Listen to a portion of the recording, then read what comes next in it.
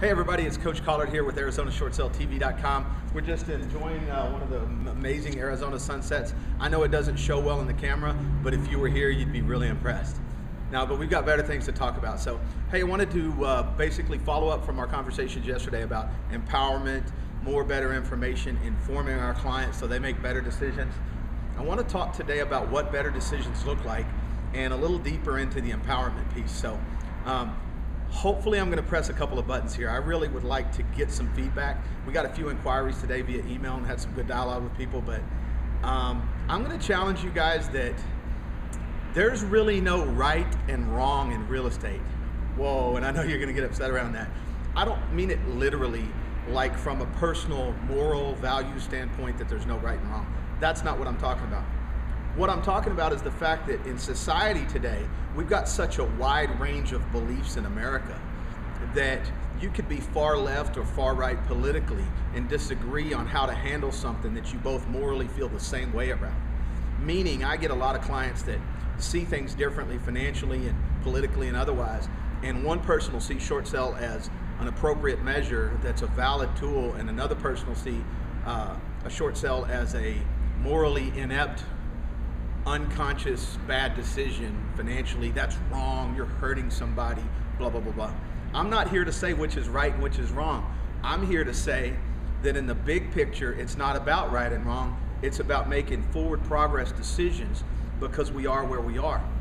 In the big picture, the economic situation in the United States is already a little bit warped based on the fact that borrowed money increases our economy. That's a negative place because so many people are in so much debt right now that they're basically in bondage. So the opportunity for us as ArizonaShortSaleTV.com is to educate and empower our homeowners with the decision-making information around short sales, foreclosures, and that type of thing, versus what should I do? Or, oh my God, I'm gonna go to foreclosure. Or, oh, let me take short sale rather than foreclosure. Well, you know what?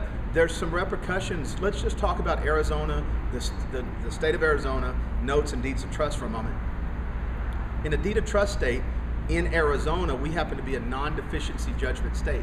That means that we have a deficiency statute that talks about the fact that when you go to foreclosure in a certain type of property with a certain size, etc., that it's not eligible for a deficiency in the case of forgiven debt. That prevents the lender from coming back after you after foreclosure. People misinterpret that by hearing stuff or thinking right and wrong, and they bring the tax equation in and say, well, I was told I won't get a 1099. Well, let's identify where we're misinformed and empower you a little bit right here. A deficiency for forgiven debt is different than a 1099 for forgiven debt. A 1099 is a tax requirement per the IRS tax code. A deficiency is just based on the fact that there was a deficiency taken or forgiven debt, which creates a deficiency. Then the liability that may or may come with that comes in a lot of different factors. So one of the things we run into in Arizona is everybody's concerned about it. Well, I don't want the lender to come back after me and sue me. Great, well, let's address that in the front end of the short sale process. Let's have you talk to an attorney who's professional, who's licensed for that, and can help you identify whether that's a liability to be concerned about or not. Once y'all make that decision with them, if it's still good to go on the short sale, we'll go with the short sale. On the other hand, there's tax consequences. A lot of people for about the last 2.5 years have gotten the tax and the financial part mixed up, and they thought it was one thing. It's not. It's distinctly separate and different.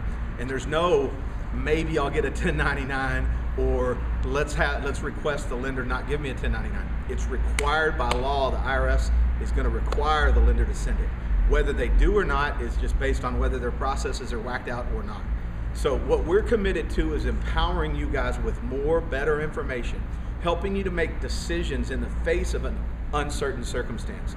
Because as I mentioned yesterday, in real estate, in a certain circumstance, or in what we talked about yesterday, the crazy market, it's not a finite, definite place that's not going to change. Your circumstance doesn't drive your decision making. Your information and your empowerment can drive your decision making through the circumstance, regardless of whether you perceive the circumstance as positive or negative. Doesn't matter. So hopefully you guys are hearing me on that. I'd like to engage some conversation. If we said something today that you like, that you don't like, that you understood, that you didn't understand, that maybe created more questions for you, I'd love to hear from you. We're ArizonaShortSaleTV.com. We're designed and we're purposed in making a difference for you, the consumer. Reach out to us. Look forward to hearing you.